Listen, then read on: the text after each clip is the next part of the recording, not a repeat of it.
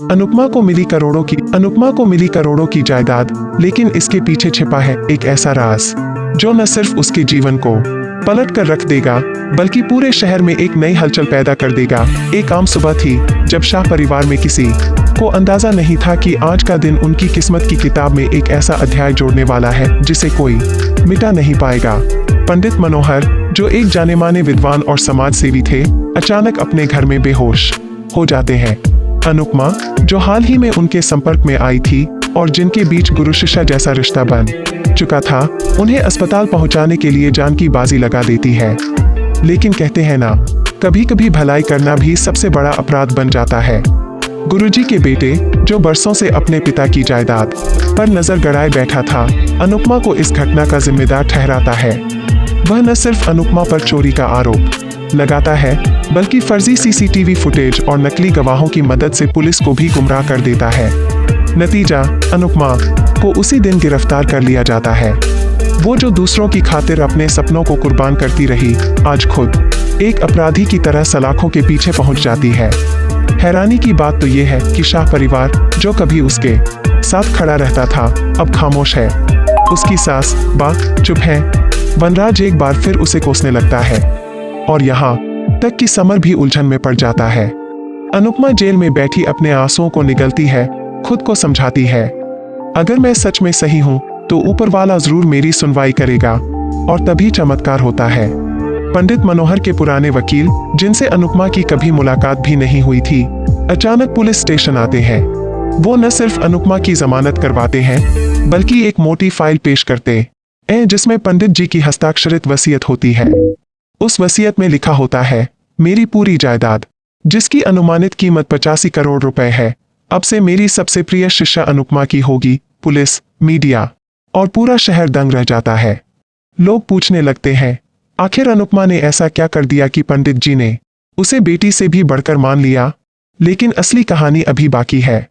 पंडित जी होश में आते ही बताते हैं कि उनका बेटा ही वह शख्स था जिसने उन्हें जहर देने की कोशिश की थी ताकि वह उन्हें मरने से पहले उनकी संपत्ति अपने नाम करवा सके। उन्होंने पुलिस में औपचारिक शिकायत दी और उनके बेटे को उसी वक्त गिरफ्तार कर लिया जाता है।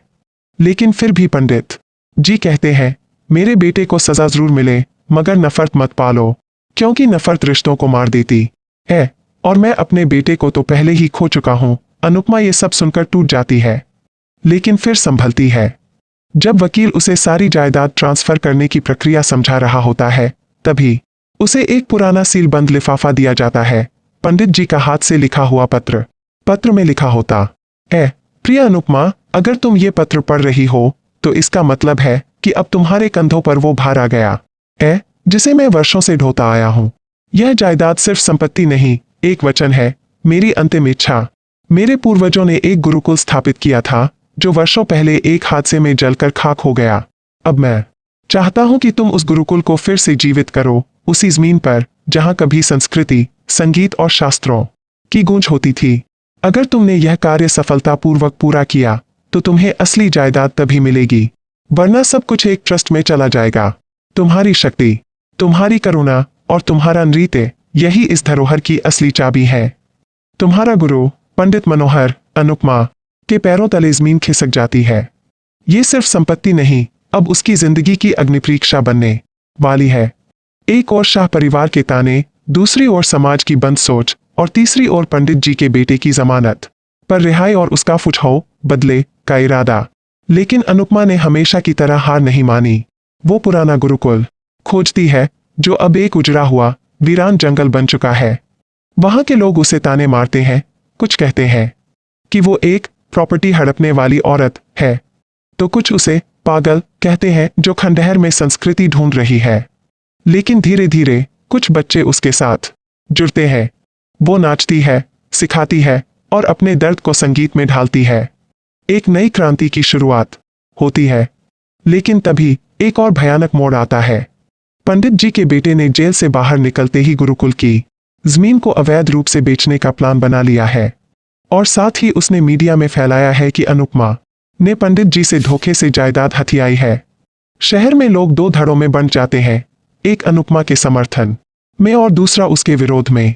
अब सिर्फ डांस या संस्कृति नहीं, अनुपमा की जिंदगी दांव पर है।